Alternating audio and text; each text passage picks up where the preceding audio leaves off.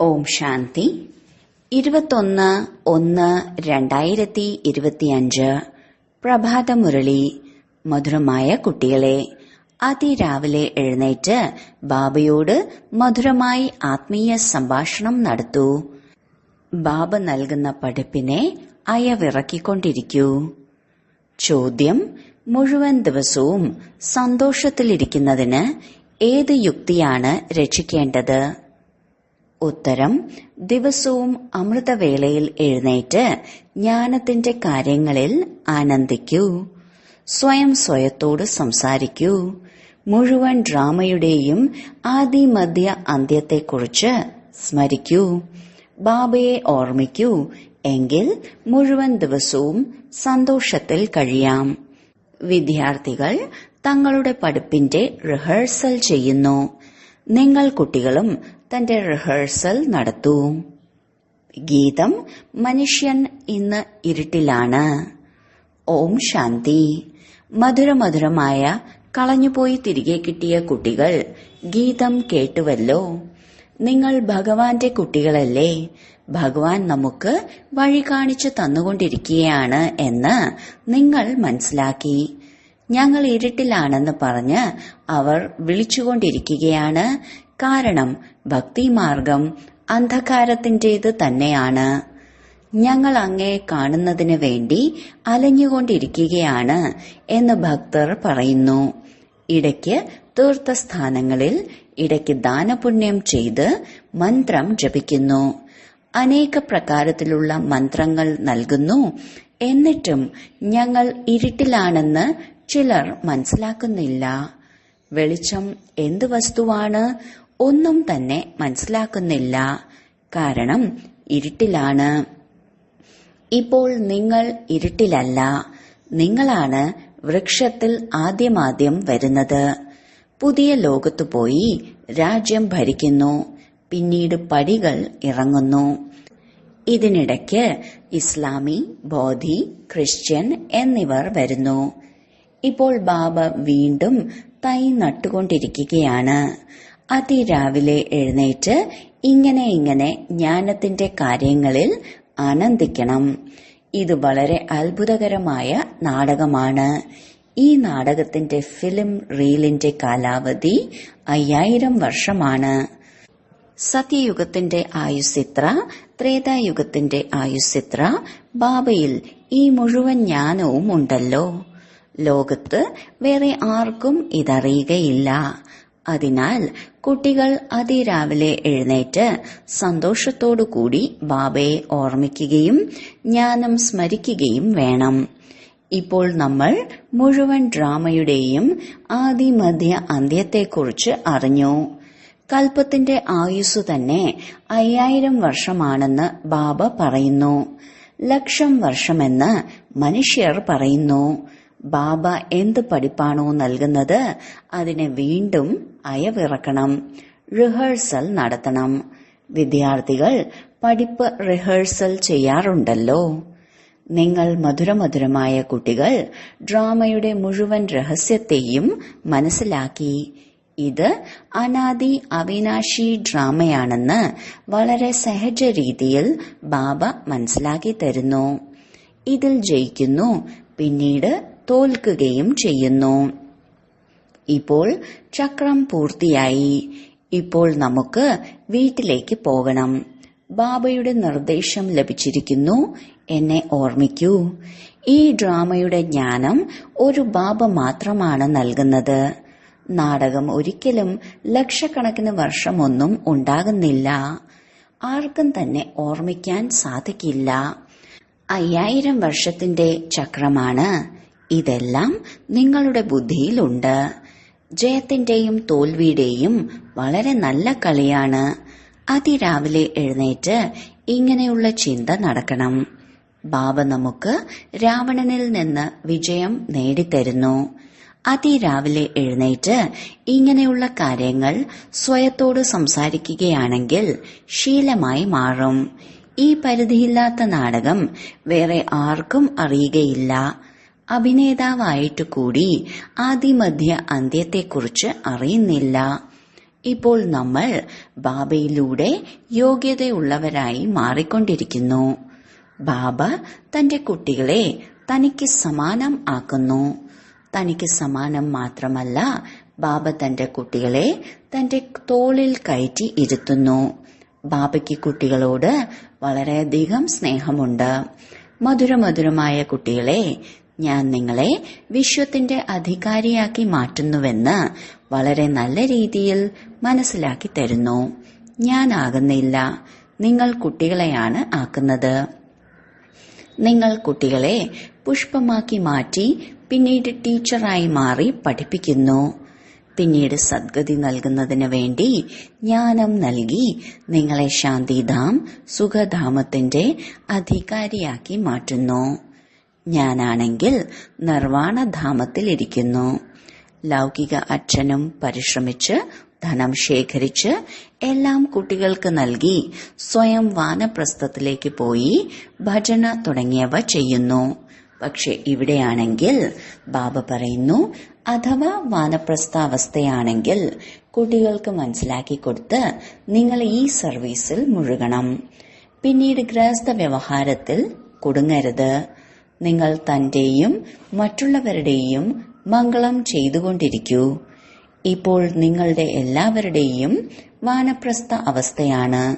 ബാബ പറയുന്നു, നിങ്ങളെ ശബ്ദത്തിനുപരിയിലേക്ക് കൂട്ടിക്കൊണ്ടു പോകുന്നതിനു വേണ്ടി ഞാൻ വന്നിരിക്കുന്നു. അപവിത്ര ആത്മാക്കൾക്ക് പോകാൻ സാധിക്കുകയില്ല. ബാബ ഇത് സന്മുഖത്ത് മനസ്സിലാക്കി തന്നുകൊണ്ടിരിക്കുന്നു. സന്മുഖത്താണ് രസമുള്ളത്. അവിടെയാണെങ്കിൽ പിന്നീട് കുട്ടികളിരുന്ന് കേൾപ്പിക്കുകയാണ്. ബാബ ഇവിടെ സന്മുഖത്തുള്ളതുകൊണ്ടാണല്ലോ മധുബന് മഹിമയുള്ളത്. അതിനാൽ ബാബ പറയുന്നു, അതിരാവിലെ എഴുന്നേൽക്കാനുള്ള ശീലമുണ്ടാക്കൂ. മനുഷ്യർ ഭക്തിയും അതിരാവിലെ എഴുന്നേറ്റാണ് ചെയ്യുന്നത്. പക്ഷേ അതിലൂടെ സമ്പത്തൊന്നും ലഭിക്കുന്നില്ല. രചയിതാവായ ബാബയിലൂടെയാണ് സമ്പത്ത് ലഭിക്കുന്നത്. ഒരിക്കലും രചനയിൽ നിന്ന് സമ്പത്ത് ലഭിക്കുകയില്ല. അതുകൊണ്ടാണ് പറയുന്നത്, നമ്മൾ രചയിതാവിന്റെയും രചനയുടെയും ആദി മധ്യ അന്ത്യത്തെക്കുറിച്ച് അറിയുന്നില്ല. അഥവാ അവർ അറിയുകയാണെങ്കിൽ അത് പരമ്പരയായി ഉണ്ടാകും. കുട്ടികൾക്ക് ഇതും മനസ്സിലാക്കി കൊടുക്കണം. നമ്മൾ ഇത്രയും നല്ല ശ്രേഷ്ഠ ധർമ്മത്തിലുള്ളവരായിരുന്നു. പിന്നീട് എങ്ങനെയാണ് നമ്മൾ ധർമ്മഭ്രഷ്ടരും കർമ്മഭ്രഷ്ടരുമായത്? മായ ഗോദ്രജിന്റെ പൂട്ടുകൊണ്ട് ബുദ്ധിയെ പൂട്ടിയിരിക്കുകയാണ്.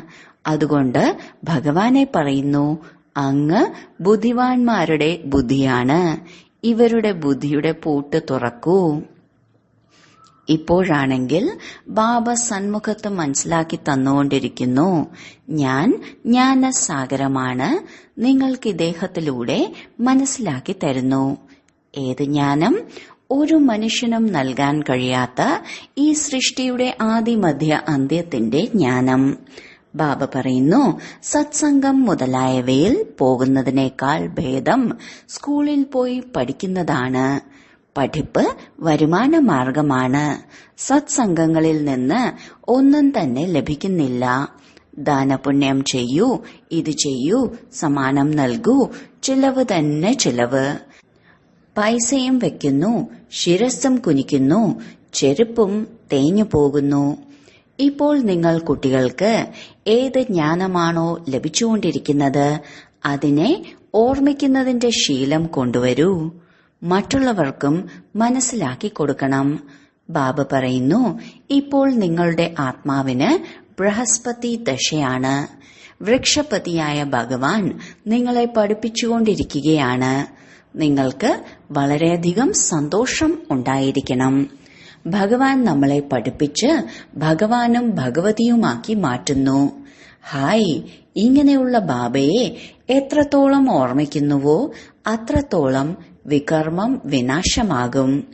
ഇങ്ങനെയുള്ള വിചാരസാഗര മന്ഥനം ചെയ്യുന്നതിനുള്ള ശീലം ഉണ്ടാക്കണം. ദാദ നമുക്ക് ഈ ബാബയിലൂടെ സമ്പത്ത് നൽകിക്കൊണ്ടിരിക്കുന്നു. പറയുന്നു, ഞാൻ ഈ രഥത്തിന്റെ ആധാരം എടുക്കുന്നു. നിങ്ങൾക്ക് ജ്ഞാനം ലഭിച്ചുകൊണ്ടും ഇരിക്കുകയാണല്ലോ. ജ്ഞാനഗംഗകൾ ജ്ഞാനം കേൾപ്പിച്ച് പവിത്രമാക്കി മാറ്റുന്നുവോ അതോ ഗംഗാജലമാണോ?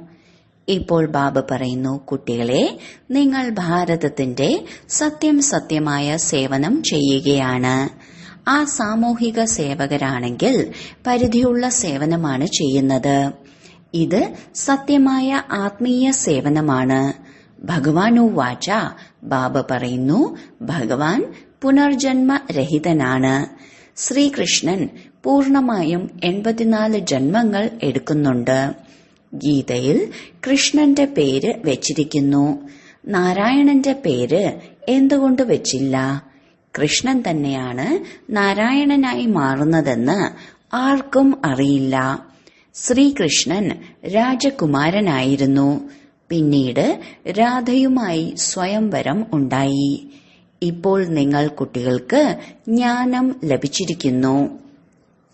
നമ്മെ പഠിപ്പിക്കുന്നത് ശിവബാബയാണെന്ന് മനസ്സിലാക്കി. ആ ബാബ അച്ഛനുമാണ്, ടീച്ചറുമാണ്, സദ്ഗുരുവുമാണ്. സദ്ഗതി നൽകുന്നു. ശിവൻ തന്നെയാണ് ഉയർന്നതിലും ഉയർന്ന ഭഗവാൻ. എന്റെ നിന്ദ ചെയ്യുന്നവർക്ക് ഉയർന്ന പദവി നേടാൻ കഴിയില്ല എന്ന് ബാബ പറയുന്നു. കുട്ടികൾ അഥവാ പഠിക്കുന്നില്ലെങ്കിൽ അധ്യാപകന്റെ മാനം ഇല്ലാതാകുന്നു. നിങ്ങൾ എന്റെ മാനം നഷ്ടപ്പെടുത്തരുതെന്ന് ബാബ പറയുന്നു. പഠിച്ചുകൊണ്ടിരിക്കൂ. ലക്ഷ്യവും മുന്നിൽ നിൽക്കുകയാണ്. ആ ഗുരുജനങ്ങൾ അവരെക്കുറിച്ചാണ് പറയുന്നത്. അത് കാരണം മനുഷ്യർ ഭയക്കുന്നു. എന്തെങ്കിലും ശാപം കിട്ടരുതെന്ന് മനസ്സിലാക്കുന്നു. ഗുരുവിൽ നിന്ന് കിട്ടുന്ന മന്ത്രം തന്നെ കേട്ടുകൊണ്ടിരിക്കുന്നു. സന്യാസിമാരോട് ചോദിക്കണം, നിങ്ങൾ എന്തിനാണ് വീട് ഉപേക്ഷിച്ചത്? ഈ ലൗകിക കാര്യങ്ങൾ ചോദിക്കരുതെന്ന് പറയുന്നു. ഹേ, എന്തുകൊണ്ടാണ് പറയാത്തത്? ഞങ്ങൾക്കെങ്ങനെ അറിയാം നിങ്ങൾ ആരാണെന്ന്? തീക്ഷ്ണ ബുദ്ധിയുള്ളവർ ഇങ്ങനെയുള്ള കാര്യങ്ങൾ ചോദിക്കുന്നു. അജ്ഞാനകാലത്ത് ചിലർക്ക് ലഹരിയുണ്ടാകുന്നു. സ്വാമി രാമതീർത്ഥന്റെ വിശേഷ ശിഷ്യൻ സ്വാമി നാരായണനായിരുന്നു. അദ്ദേഹത്തിന്റെ പുസ്തകങ്ങളെല്ലാം ബ്രഹ്മബാബ വായിച്ചിട്ടുണ്ട്. ബാബയ്ക്ക് ഇതെല്ലാം വായിക്കാനുള്ള താൽപര്യമുണ്ടായിരുന്നു. ചെറുപ്പത്തിൽ വിരക്തി വന്നിരുന്നു. പിന്നീട് ഒരു തവണ സിനിമ കണ്ടു. മനസ്സ് മോശമായി. സന്യാസത്വം മാറി. അതിനാൽ ബാബ ഇപ്പോൾ മനസ്സിലാക്കി തരുന്നു, ആ എല്ലാ ഗുരുക്കന്മാരും ഭക്തി മാർഗത്തിലുള്ളതാണ്. സർവരുടെയും സദ്ഗതി ദാതാവ് ഒരേ ഒരാൾ മാത്രമാണ്. ആ ബാബയെയാണ് എല്ലാവരും ഓർമ്മിക്കുന്നത്.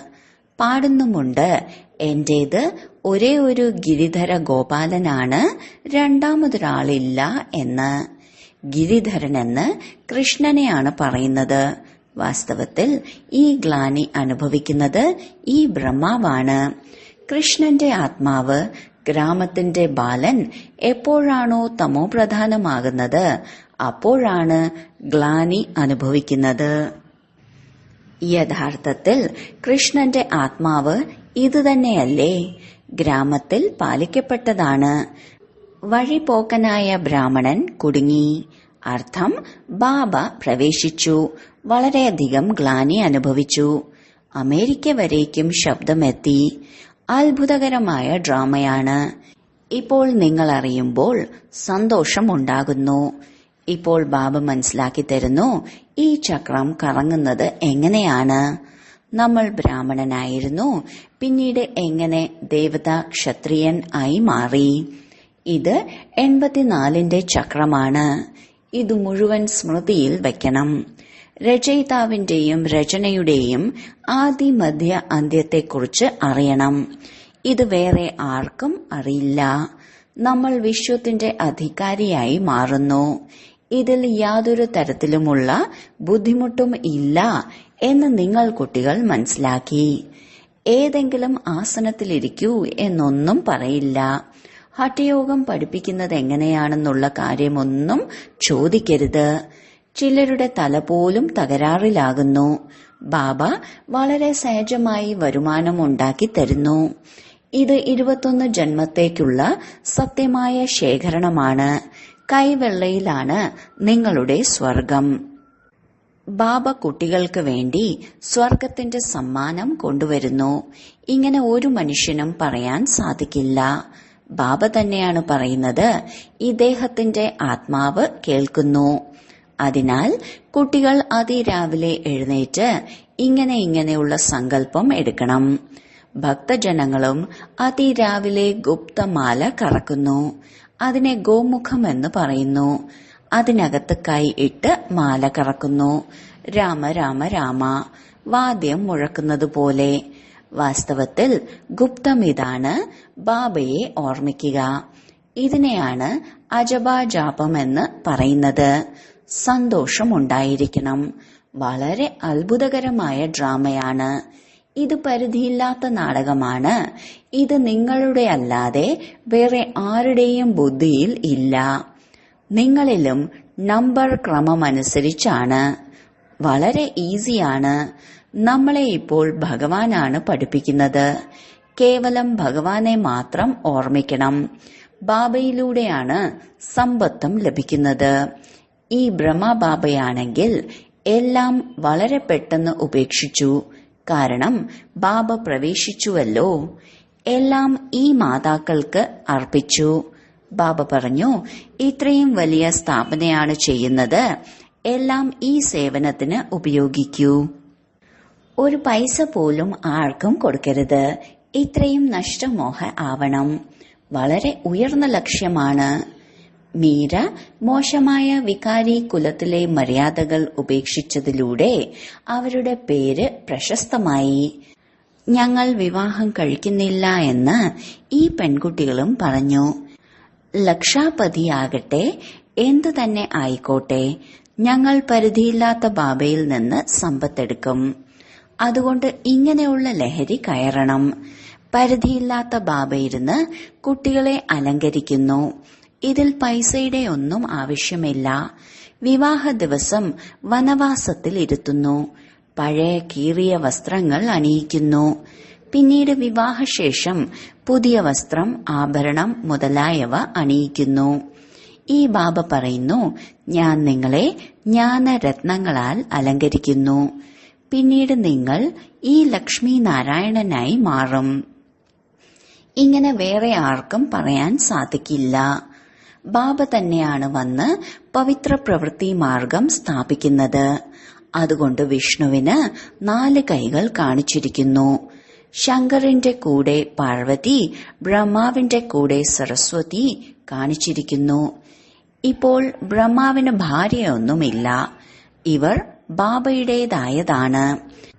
എത്ര അത്ഭുതകരമായ കാര്യങ്ങളാണ്. മാതാവും പിതാവും ഇദ്ദേഹം തന്നെയാണല്ലോ. ഇദ്ദേഹം പ്രജാപിത ബ്രഹ്മാവുമാണ്.